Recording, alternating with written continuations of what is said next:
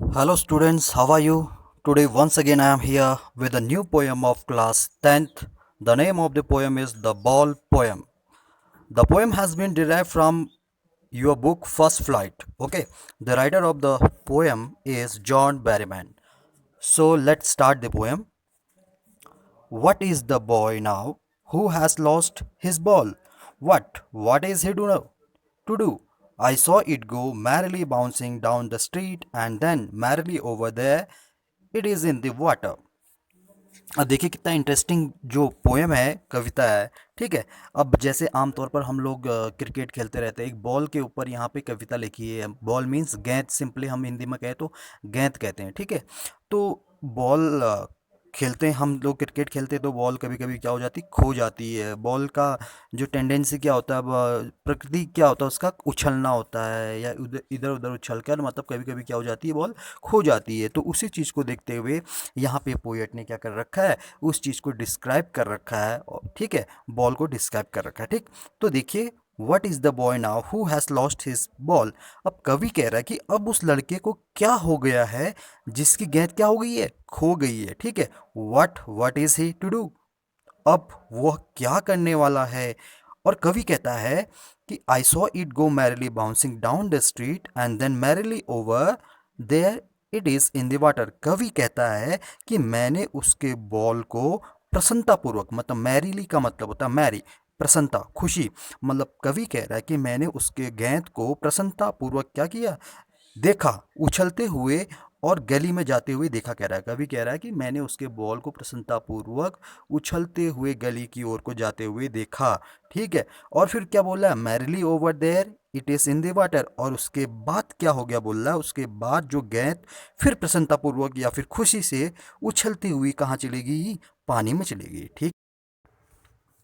Okay, so now come to the second stanza of your poem. No use to say, oh, there are other balls. An ultimate shaking grip fixes the boy as he stands rigid, trembling, staring down all his young days into the harbor where his ball went.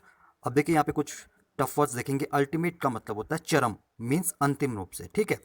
Fixes का मतलब यहाँ पे जकड़ लेना या फिर जड़वत हो जाना कोई किसी चीज़ को। शेकिंग का मतलब यहाँ पे क्या है, परेशान कर देने वाला। ठीक है। और रिजिड का मतलब होता है कठोर। ट्रेम्बलिंग का मतलब होता है कंपन।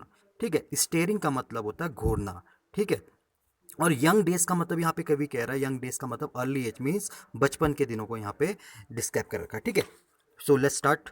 No use to say O there are other balls, an ultimate shaking grip fixes the boy as stands rigid trembling staring down all his young days into the harbour where his ball went. अब यहाँ पे कवि कहता है कि no use to say, no use to say मतलब no use का मतलब यहाँ पे कोई फायदा नहीं, इसका मतलब। ठीक है।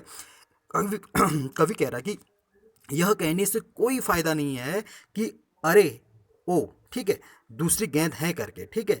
बॉल तो खो गई है, बॉल तो खोती रहेगी। बॉल की प्रकृति है कि वह उछलते हुए कहीं भी खो सकती है। तो इसका कोई फायदा नहीं होगा कि क्या कहते हैं, हमारे पास दूसरी गेंद है। ठीक है। तो यहाँ पे क्या होता है कवि को, and ultimate shaking grip fixes the boy. और उसके बाद क्या होता है, एक परेशान कर देने वाला क्या होता है, एक गहरा चरम दुख। ठीक है। गहरा चरम दुख क्या करता है, उस लड़के को क्या कर देता है, जकड़ देता है। ठीक है। उस लड़के को जड़वत कर देता है, जकड़ देता है। और जब वह कठोरता से कांपता है, मतलब as stands rigid trembling staring down. ठीक। जब वह कठोरता से क्या करने लग जाता है, कांपते लग जाता है, और कांपते हुए अपने बचपन के दिनों को याद करता है। ठीक है। क्या करता है, अपने बचपन के दिनों को याद करता है। Staring down all his young days into the harbour where his ball went. और अपने बचपन के दिनों को याद करता है, और वहाँ पे याद करते हुए उस बंदरगाह को घूरता है। वहाँ पे खड़े होकर क्या करता है, उस बंदर का, उस हार्बर को क्या करता है, स्टेरिंग डाउन मतलब घूरता है। और घूरते हुए वहाँ पे खड़ा हो जाता है। वहाँ पे खड़ा होकर क्या करता है, उस बंदरगाह को घूरता है जहाँ पे उसकी बहुत गेंद क्या हो रखी है, खो रखी है, या फिर जिस पानी में, जिस बंदरगाह पे उसकी गेंद क्या हो गई है, चली गई है। ठीक है। Okay, now come to the third stanza of your poem. I would not intrude on him a dime. Another ball is worthless. Now he senses first responsibility in a world of possessions. People will take balls, balls will be lost always.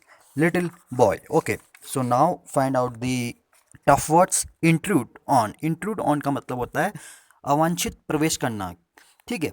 Dime का मतलब DIME, dime का मतलब होता है Saint. जैसे हमारे जो rupees होते हैं, रुपीस से छोटा क्या होता है, पैसे, पैसे मिलकर रुपया बनाते हैं, ठीक है। उसी प्रकार US या फिर कनाडा में क्या होते हैं, सेंट्स होते हैं, सेंट्स मिलकर क्या होते हैं, डॉलर बनाते हैं, ठीक है। छोटे छोटे पार्ट्स उसके सेंट्स कहलाते हैं। तो डाइम का मतलब यहाँ पे होता है 10 सेंट, ठीक है, 10 सेंट्स। जैसे हमारे वहाँ 10 पैसे कहेंगे हम, तो वहाँ पे वो लोग क्या कहते हैं, 10 सेंट्स, ठीक है। वर्थलेस का मतलब होता है बेकार या फिर कोई चीज़ व्यर्थ में जाना, ठीक है। सेंस का मतलब होता है महसूस करना या फिर बोध होना की चीज़। रिस्पॉन्सिबिलिटी का मतलब है उत्तरदायित्व। पजेजेंस का मतलब होता है संपत्ति, ठीक है, या फिर कब्जे में। वर्ल्ड ऑफ पजेजेंस का मतलब होता है भौतिक संसार, ठीक। तो यहाँ पे हम इसको स्टार्ट करते हैं, ठीक है। I would not intrude on him. A dime another ball is worthless now. He sends first responsibility. In a world of possession, people will take balls will be lost always little boy. कवि का कहने का मतलब होता है यहाँ पे कि कवि कहता है कि वह लड़के के जीवन में क्या नहीं करेगा, अवांछित रूप से प्रवेश नहीं करेगा, किसी भी प्रकार से उसके जीवन में अवांछित रूप से क्या नहीं करेगा, प्रवेश नहीं करेगा। और क्या कहता है, उसे 1 सेंट का सिक्का देने या फिर उसे गेंद देने का प्रस्ताव रखना व्यर्थ है। वो कह रहा, कवि कह रहा है कि उसके जीवन, उस बच्चे के जीवन में क्या करेगा, अवांछित रूप से प्रवेश नहीं करेगा। और उसको ना ही मैं प्रस्ताव दे सकता हूँ, या फिर मैं उसको 10 सेंट का सिक्का दूँ, या फिर उसको क्या कहते हैं, नए बॉल खरीदने के लिए प्रस्ताव रखना मेरे लिए क्या बोल रहा है, वो व्यर्थ है, उसके लिए भी व्यर्थ है कह रहा है, ठीक है। और वो बोल रहा है कि अब वह भौतिक संसार में प्रथम उत्तरदायित्व का अनुभव करता है, ठीक है। जो क्या है, कवि कह रहा है, जो in a world of possessions people will take balls, balls will be lost always little boy. अब यहाँ पे जो रिस्पॉन्सिबिलिटी है, उत्तरदायित्व, ठीक है। अब यहाँ पे इस चीज़ को देखकर, इस अनुभव को फील कर कर, ठीक है, तो उसको अपनी पहली अनुभव होगी किस चीज़ की, उत्तरदायित्व की, ठीक है। जो ये भौतिक संसार है, ठीक है, वर्ल्ड ऑफ पजेजेंस है, ठीक।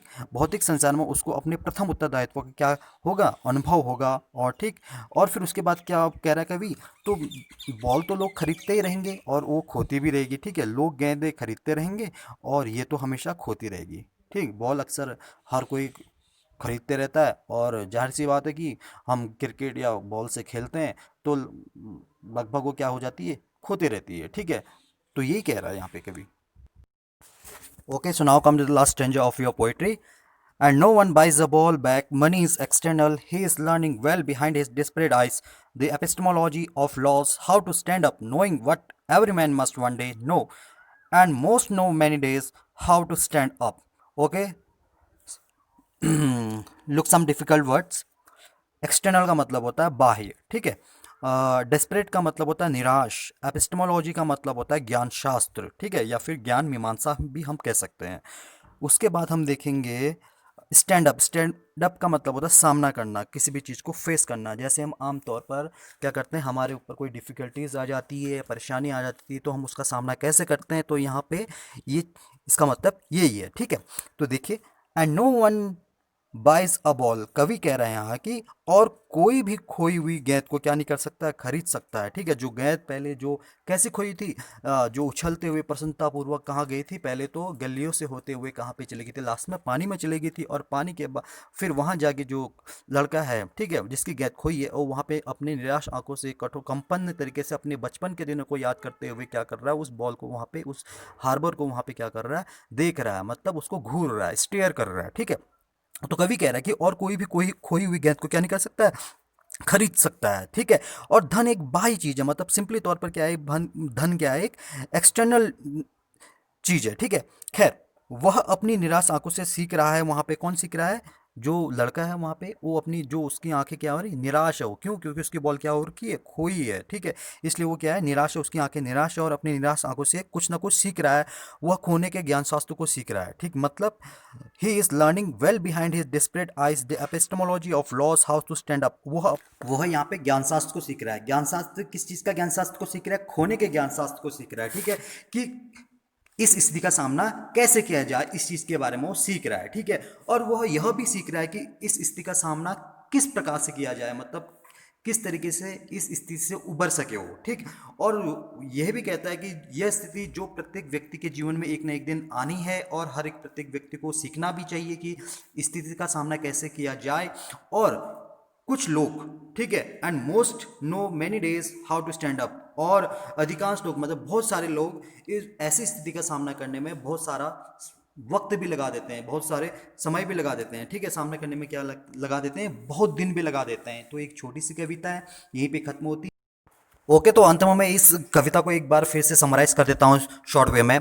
जो कवि कहता है कि वो लड़का अब क्या करेगा जिसकी बॉल मतलब खो गई है। मतलब कवि कहता है मैंने उसके बॉल को प्रसन्नतापूर्वक उछलते हुए गलियों से जाते हुए अंत में कहाँ गिर जाती है, पानी में गिर जाती है। और फिर उसके बाद कहता है कवि कि यह कहने से कोई फ़ायदा नहीं होगा कि वो कोई नया बॉल खरीद लें। और कवि कहता है कि उस लड़के के अंदर एक ऐसा दर्द पनपता है, उस दर्द उसको जकड़ लेता है और वहाँ वो कांपते हुए उस हार्बर के वहाँ पे खड़ा होकर उस हार्बर को घूरता है जहाँ पे उसकी बॉल गिरी हुई होती है। और कवि कहता है कि मेरे उसको प्रस्ताव देने से मतलब किस चीज़ का, 10 सेंस देना या फिर नया बॉल खरीदने का प्रस्ताव देना ये व्यर्थ होगा।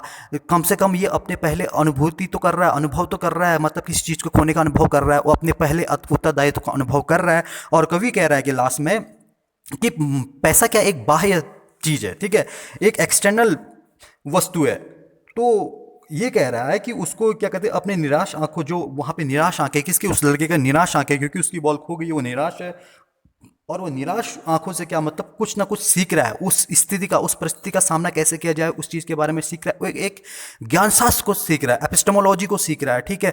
किसके ज्ञान शास्त्र को सीख रहा है, मतलब एक खोने की ज्ञान शास्त्र को सीख रहा है कि मतलब इस स्थिति का सामना कैसे किया जाए और किस प्रकार से किया जाए। जैसे ऐसी स्थिति हर एक व्यक्ति के जीवन में आनी है और उस व्यक्ति को मतलब सीखना चाहिए कि किसी भी स्थिति का सामना कैसे किया जाए, किसी भी परेशानी का सामना कैसे किया जाए। और ये भी कहता है कि बहुत सारे लोग होते हैं जो अपनी जो जिनके ऊपर ऐसी परिस्थितियां आ जाती है, वो इन परिस्थितियों का सामना करने में बहुत समय लगा देते हैं, मतलब काफ़ी दिन लगा देते हैं, ठीक है। तो यहीं पे ये समराइज भी होगी है, ठीक है। तो होप करता हूँ आप लोगों को समझ में आ गई होगी, ठीक। Okay, thank you.